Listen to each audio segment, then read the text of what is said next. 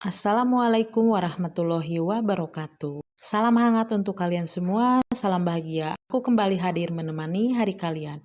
Di hari ini masih bersama aku Dewi SMD dan novel horor dan misteri, novel audio bermadukan jin. Kali ini kita sudah masuk ke bagian 22, tapi sebelum lanjut jangan lupa like, komen, dan juga subscribe bagi yang belum. Baiklah, agar tidak banyak membuang waktu, kita lanjut saja ke alur ceritanya. Bermadukan Jin bagian 22. Selamat mendengarkan.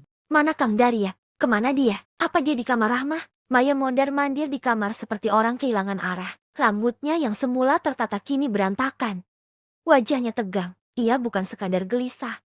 Ia dilanda kecemasan yang membuat dadanya sesak. Beberapa saat kemudian tubuhnya ambruk di atas kasur. Tangis yang sejak tadi ia tahan merembes keluar. Kecewa, marah, sakit. Semua campur aduk jadi satu. Apa yang tadi malam ia harapkan ternyata hanyalah ilusi. Kesombongannya, keyakinannya bahwa ia bisa merebut Daryat dan menyingkirkan Rahmah dari hidup laki-laki itu, kini terasa seperti mimpi buruk yang menghancurkan harga dirinya. Kenapa Kang Daryat nggak datang juga? Apa dia benar-benar memilih Rahmah? Atau ada perempuan lain? Maya menggigit bibir. Pikiran-pikiran buruk itu menari seperti bayangan hitam dalam kepalanya. Pagi hari, sinar matahari menerobos masuk dari sela-sela gorden. Tepat ke wajah Maya, ia mengerjap berkali-kali, merasa silau.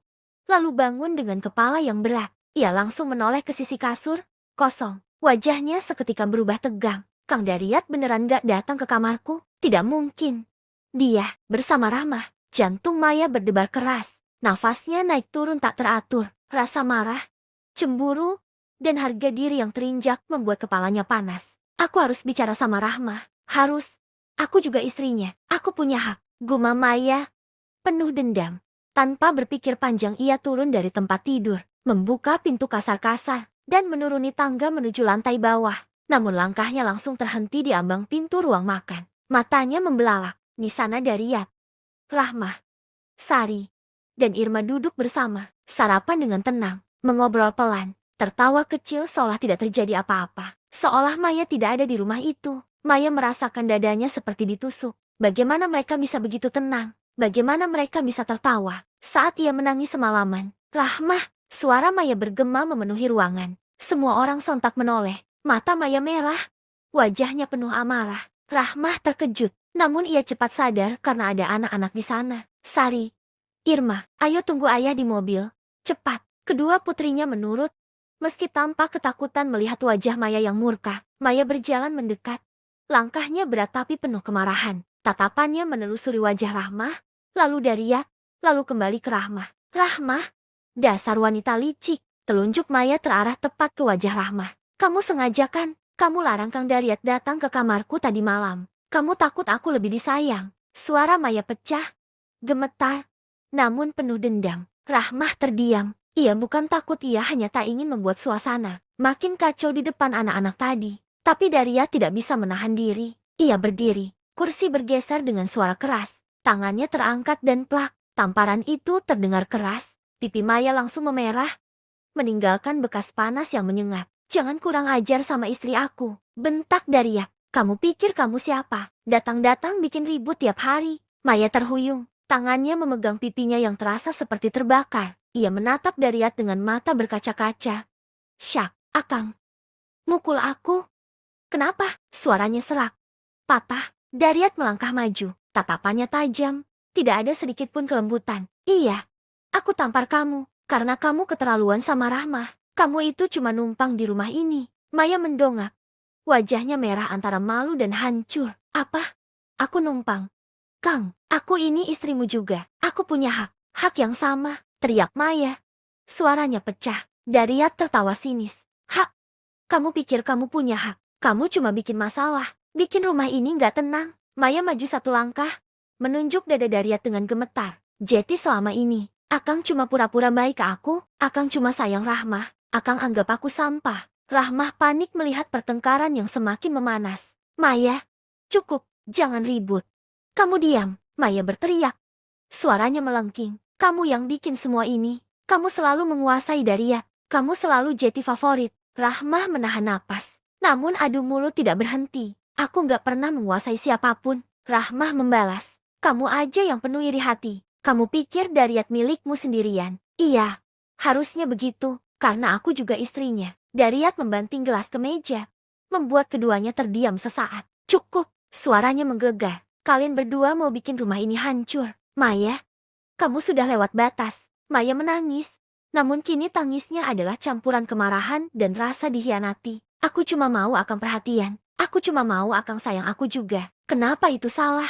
Dariat memalingkan wajah. Karena caramu salah. Kamu rebut-rebut perhatian kayak anak kecil. Kamu hina Rahmah.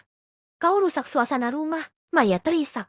Suara pecah. Karena aku takut kehilangan Kang. Tapi tidak ada yang menjawab. Udara pagi yang semula hangat kini berubah menjadi dingin dan penuh retakan. Pertengkaran itu tidak hanya menghancurkan pagi mereka, tapi juga menghancurkan sesuatu di dalam hati Maya. Sebuah ambisi besar, keinginannya untuk menjadi sang penguasa di rumah itu. Hari, minggu, bulan dan waktu itu sudah hampir tiba. Hari di mana Dariat harus kembali mencari wanita lain sebagai ganti Maya. Karena tinggal menghitung hari, Maya akan dibawa oleh iblis sesembahannya. Maya yang masih terus menuntut haknya. Setiap hari dia menyerang Rahmah dengan kata-kata yang menghina, menjatuhkan bahkan dengan fitnah. Pagi itu, saat anak-anak Rahmah sudah berangkat sekolah, Dariat mengajak Rahmah dan Maya ngobrol di ruang tamu. Ada yang ingin Akang sampaikan sama kalian, ucap Dariat dengan raut wajah serius. Rahmah dan Maya saling pandang, tidak seperti biasanya. Dariat mengajak kedua istrinya duduk bersama. Akang harap kalian tidak kaget. Di sini Akang bukan mau minta izin, tapi mau bilang, besok Akang akan menikah dan membawa istri baru ke rumah ini. Ucapnya ringan. Rahmah terdiam, dadanya kembali sesak. Tapi tidak bicara, tidak ada lagi tenaga untuk menyampaikan apapun. Hanya Maya yang langsung berdiri. Apa? Akang mau nikah lagi? Gila, Akang itu sudah tidak waras. Aku saja tidak pernah Akang sentuh dan sekarang malah mau bawa wanita baru ke rumah. Ini, dada Maya turun naik. Tidak. Aku tidak setuju dan tidak akan pernah setuju akan menikah lagi. Ucapnya lantang. Dariat berdiri menatap Maya datar. Memang siapa yang minta pendapat kamu? Ingat, di rumah ini yang boleh bicara hanya aku dan Rahmah. Kamu Maya, kamu tidak punya kuasa apapun atas diri aku ataupun rumah ini. Dariat kembali menegaskan posisi Maya di rumah itu. Kau gila Dariat. Maya menjerit saking tidak tahan lagi menguasai emosi dalam dirinya. Kalau kamu berani menikah lagi, kubunuh kamu. Maya berlari ke arah dapur langsung mengambil pisau yang ada di atas meja dan kembali ke dalam sambil mengacungkan pisau. Maya jangan gila kamu. Kamu bisa masuk penjara. Teriak Rahmah. Ayo, diam kau Rahmah. Jangan sok menjadi wanita yang lembut dan diam saat disakiti. Kamu lemah dan pantasnya kamu juga mati. Maya berbalik menghadap Rahmah dan seperti bersiap untuk melukai Rahman. Dariat tidak diam. Dengan gerakan cepat ia memukul tangan. Maya yang tidak menyangka kalau Dariat akan bergerak secepat itu. Pluk, pisau itu jatuh. Dariat menari tubuh Maya dipaksa masuk ke dalam kamar. Maya berontak sambil berteriak-teriak. Lepaskan aku Dariat. Kau gila, tukang kawin. Penipuan kau. Dariat tidak hiraukan itu. Ia menyeret Maya dan memasukkannya ke dalam kamar lalu mengunci dari luar. Rahmah mematung. Ia semakin merasakan ketidaknyamanan di rumah yang sudah seperti neraka itu. Terdengar dari dalam Maya berteriak memaki sambil membanting semua barang yang ada. Kang, jangan terlalu kasar. Kasihan Maya. Dia belum sekuat aku. Ucap Rahman. Maafkan aku Rahmah. Semua ini aku lakukan demi kamu dan anak-anak. Suatu saat, kamu akan mengerti. Jawab Dariat. Dariat turun meninggalkan Rahmah yang masih mematung. Bingung dah capek dengan semua yang ada. Hidupnya benar-benar tidak lagi bisa merasakan ketenangan. Baru satu Maya saja. Keluarga sudah sehancur itu. Apalagi kalau nambah lagi yang baru.